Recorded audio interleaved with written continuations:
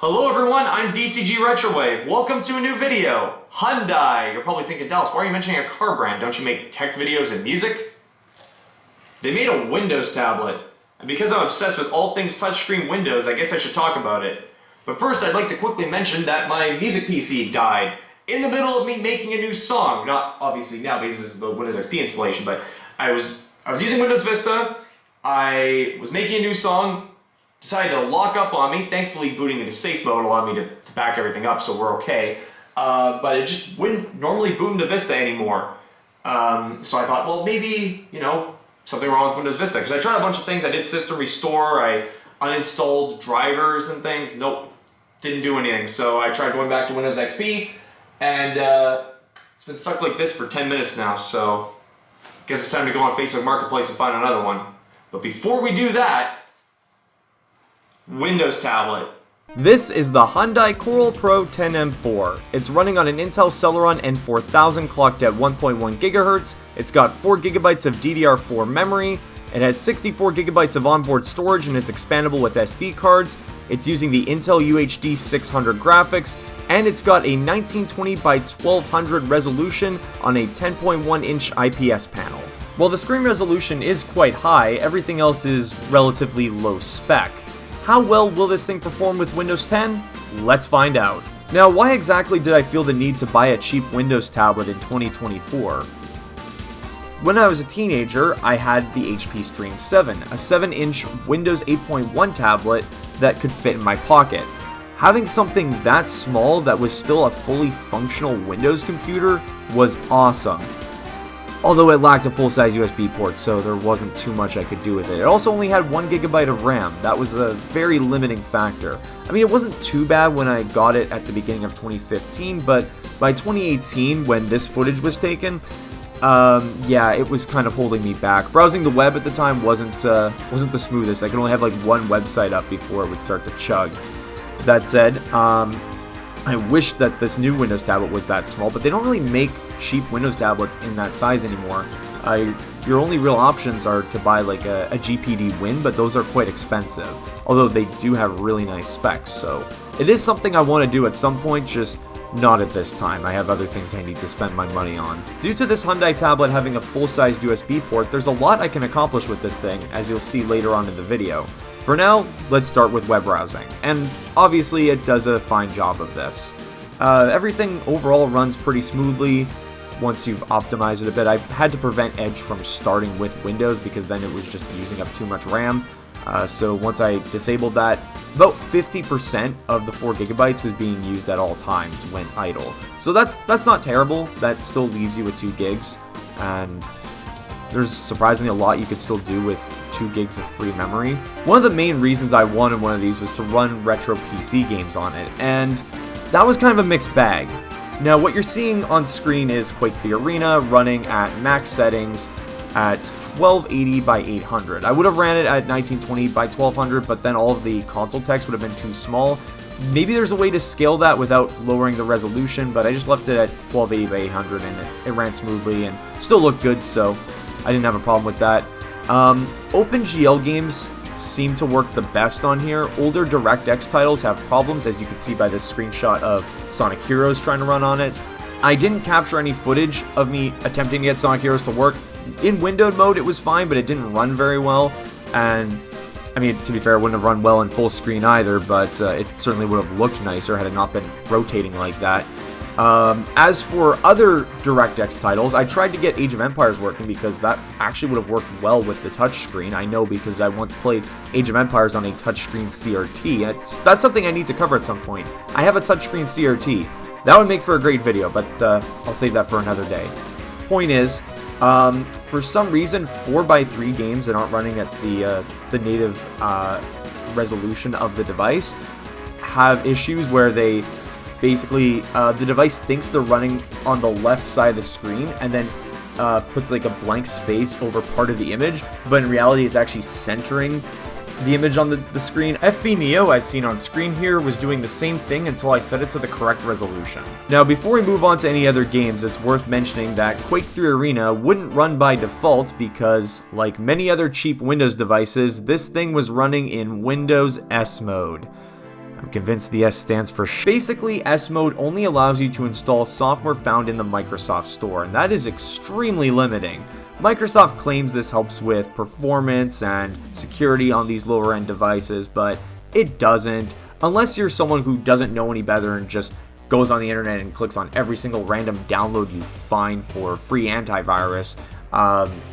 This is not beneficial whatsoever. So do yourself a favor and leave S Mode right away. Moving on to another game, we have Doom. And of course this can run on here. I mean, Doom can run on literally anything. I should have just run Doom 3 instead. That would have been more of a challenge. And let me know in the comments below if you want to see me run Doom 3 on this, because I didn't for this video. I just felt it probably wouldn't have worked very well and skipped it, but then again, that's kind of the point. I should have run it. I don't know why I didn't, but let me know in the comments if you want to see me run Doom 3 in another video on this Windows tablet. I think that would actually be pretty fun.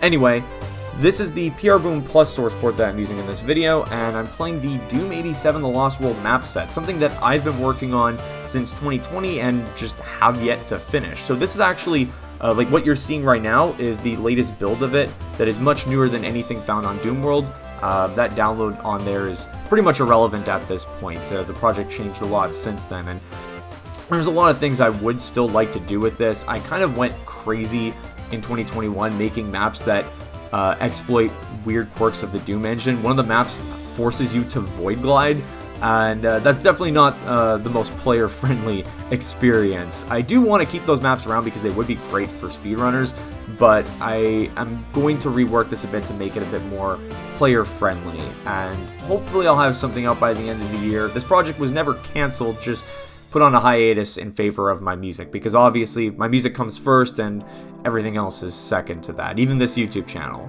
So yeah, but Doom 87 is still something that's being worked on, and as you can see by the footage here, it looks great, and I have a lot of crazy maps to show off, and hopefully I'll have something to share by the end of the year. Even if Doom 87 isn't finished by then, I'm going to release something Doom related, so stay tuned for that.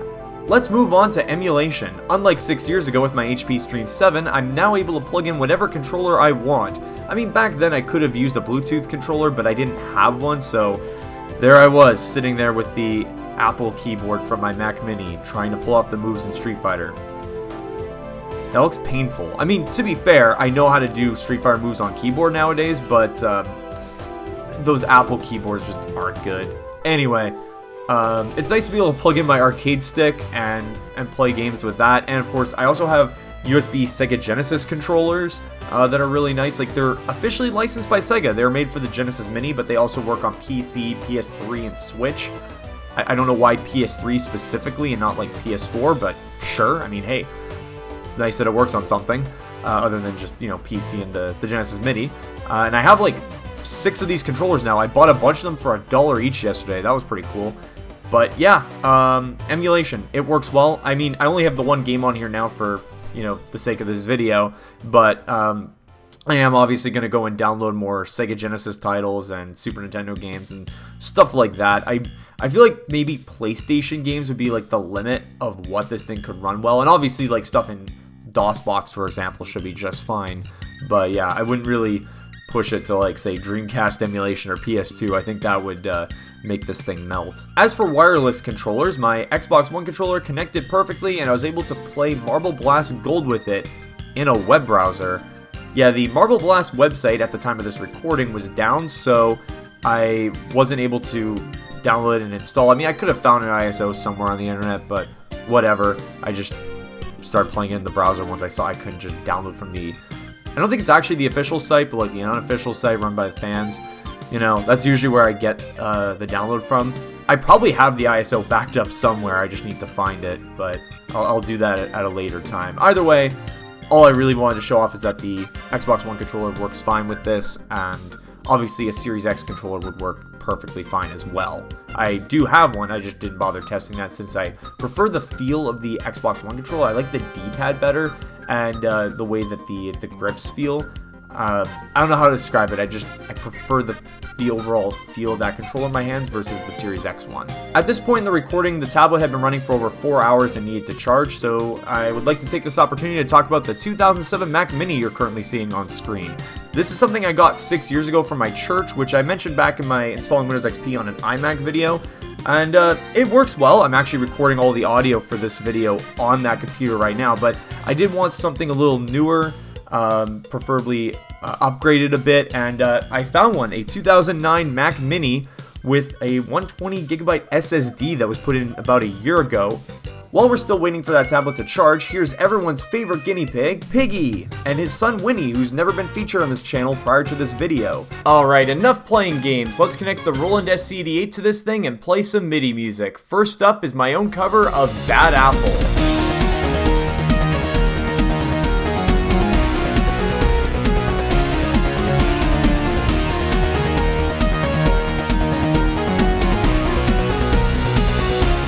Next up is the Third Dimension from my latest album, Communication Established.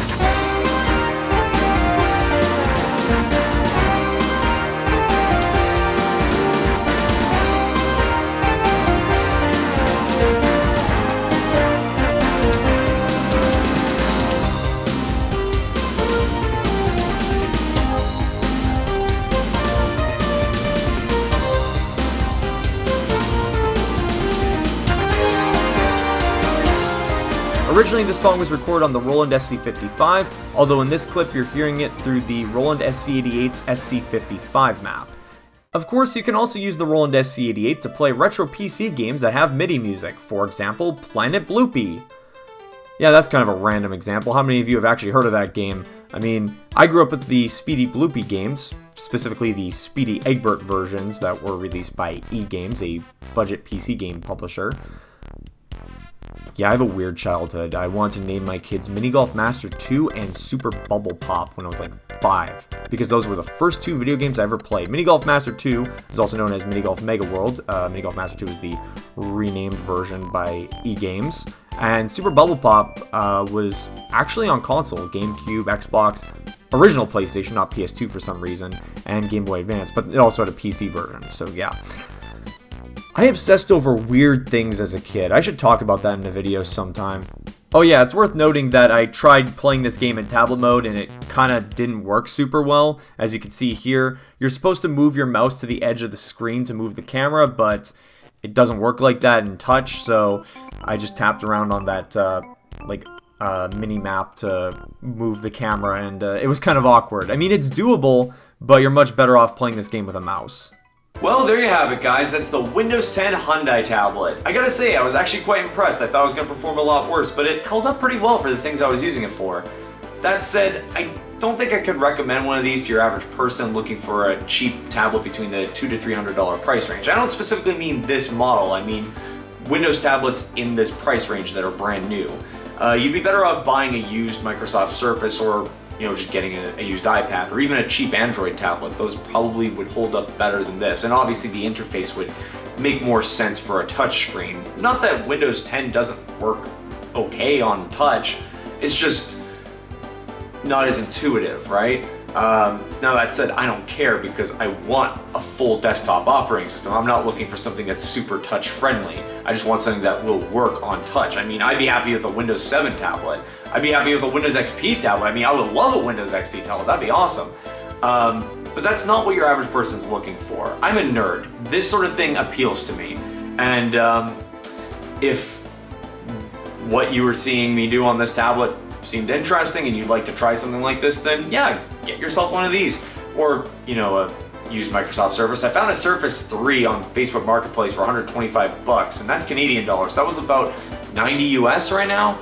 And it was running Windows 10, but you could also downgrade that back to Windows 8.1, and I would love to do that because I kind of miss having a Windows 8 tablet. But anyway, point is, yeah, there's a lot of fun to be had with one of these, but it's not for everyone.